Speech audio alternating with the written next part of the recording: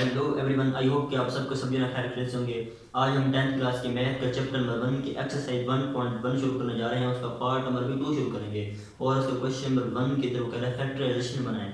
तो जैसा कि आप 9th क्लास के चैप्टर नंबर 5 में फैक्टराइजेशन यानी पेयर बनाना सीख चुके हैं, तो आज से सिर्फ हम इस क्वेश्चन को सॉल्व करेंगे कि फैक्टराइजेशन कैसे सॉल्व करते हैं और जो पेयर जो है ना कैसे बना जाते हैं। तो बोर्ड की तरफ चलते हैं, देखते हैं कि क्वेश्चन के अंदर क्या है। क्वेश्चन नंबर 1 जो है बेसिकली क्वेश्चन नंबर 1 ये है एक्स स्क्वायर माइनस के एक्स और माइनस के 20 इज इक्वल टू 0 के। ठीक है, ये बेसिकली हम क्वेश्चन देंगे वो इसकी फैक्टराइजेशन करें। क्या कहते हैं, इसकी फैक्टराइजेशन करें और इसकी पेयर बनाएं। तो ठीक है, अब जो है ना सबसे अहम बात जो है ना फैक्टराइजेशन में क्या किया जाता है आपको पता होगा। तो इस पूरे को उठा के ना इस पूरे के कोफिशिएंट के साथ जाकर आपको मल्टीप्लाई करवा देना है। ठीक है, अब आप सोच रहे होंगे कि ये तो एक्स स्क्वायर है, अब एक्स स्क्वायर इस पूरे के साथ मल्टीप्लाई होगा तो वैसे का वैसे रहेगा, इसमें तो कुछ चेंज आएगा ही नहीं। ठीक है, अब जहाँ पे कुछ ना होना जिसका जहाँ पे कुछ ना होना उसका बेसिकली क्या होता है, उसका होता है 1। ठीक है, अब जिसका कुछ ना हो उसका 1 होता है। अब माइनस के 21 जो है माइनस के 20 इसके साथ मल्टीप्लाई होंगे तो ये वैसे का वैसे रहेगा जैसे कि हम करके लिख रखे हैं। अब जो है ना एक्स जो है ना 1 जो है ना मल्टीप्लाई होगा माइनस के 20 के साथ, तो हमारे पास इक्वल में आंसर रहेगा माइनस के 20 ही रहेगा, क्योंकि आंसर तो चेंज होगा ही नहीं, क्योंकि ये तो वैसे के वैसे उसके साथ मल्टीप्लाई होता है ना। तो अगर हम फर्दर आगे चले तो अब इसके साथ इसको मल्टीप्लाई तो कर दिया। ठीक है, अब बारी आती है इसके पास जब आना है, तो ये भी हमारे पास माइनस के अक्स है जो मैंने आपको अभी कहा है कि जिसका कुछ ना हो उसका क्या होता है, उसका 1 होता है। अब इसका भी 1 है।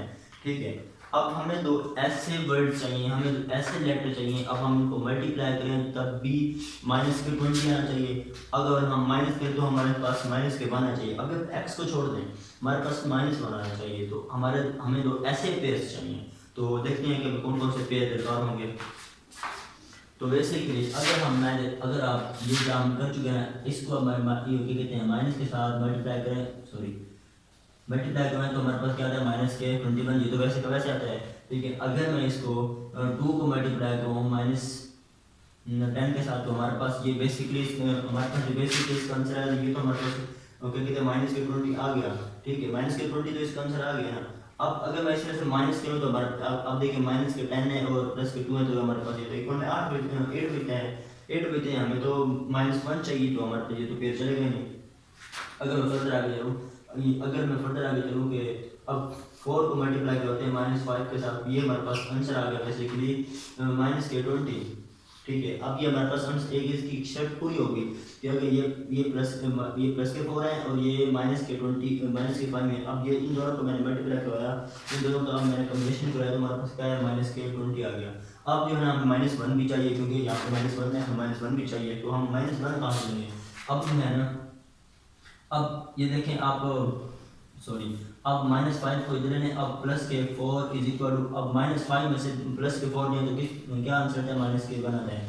अब पता ये चल रहा है कि ये जो 4 और माइनस के 5 हैं, ये दो पेयर्स के जोड़े बिल्कुल ठीक हैं, क्योंकि अगर हम इनको मल्टीप्लाई करें तो हमारे पास 20 आता है माइनस के।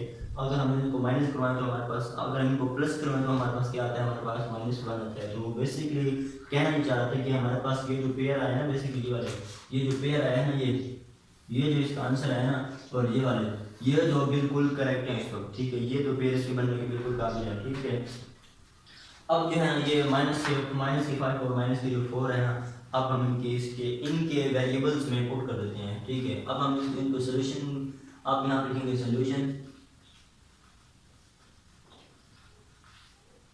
सोल्यूशन लिखने के बाद आप एक्स स्क्वायर को वैसे, क्योंकि आपने इसको तो मल्टीप्लाई करते हैं वैसे तो वैसे रह गया। आपके पास क्या रहेगा, एक तो आपके पास रहेगा एक्स स्क्वायर के बाद आपके पास माइनस वाली टर्म कौन सी है, माइनस वाली आपके साथ बेसिकली टर्म है ये वाली। ठीक है, माइनस वाली टर्म क्या आपके पास आई माइनस के 5x, आगे क्या है, आगे हमारे पास प्लस के 4x, माइनस के क्या है हमारे पास 20 is equal to 0। I hope कि आपको समझ आ रही होगी। ठीक, अब आप सोच रहे होंगे सर जी कि अब यहाँ पे 4x कैसे आ गया। ठीक है, अब मुझे एक बात है, अगर मैं इस -5 को 4 में से मल्टीप्लाई कराऊंगा तो हमारे पास x तो आएगा नहीं ना। अभी आप जो है इस वाले इस x को छोड़ दें, अभी आप इन पेयर पे फोकस करें। ठीक है, डिस्टर्ब हो जाएंगे बाद में आप। ठीक है, अगर मैं फर्दर आगे चलूँ तो हमारे पास क्या, अब हमने जो है ना इनको ये एक्स स्क्वायर है, एक एक्स स्क्वायर में बाहर ले लिया, एक एक्स के हमारे पास बची अंदर। ठीक है, अब हमारे पास क्या बचे, इनमें से कॉमन ले लिया, माइनस के बाद पास बढ़ गया 5, ठीक है।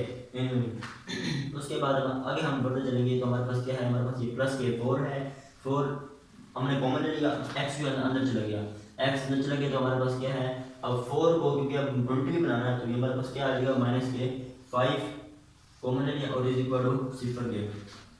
अब ये देखें, अगर मैं इसमें से इसको माइनस करूँ तो हमारे पास क्या बनता है, -1 बनता है।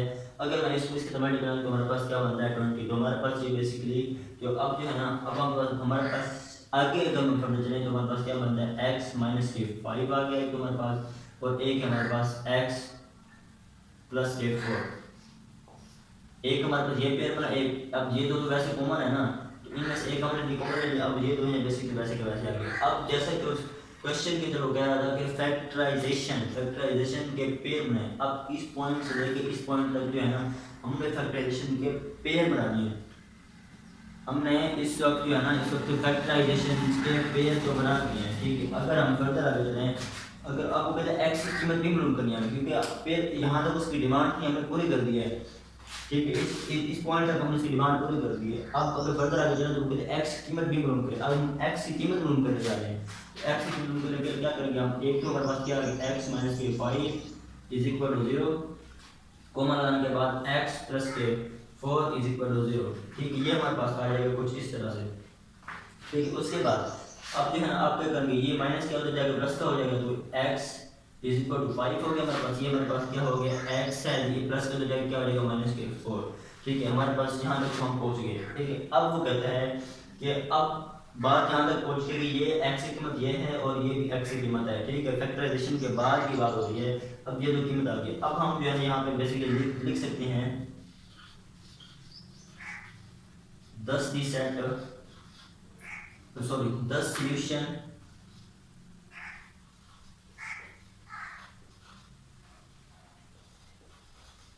Set is.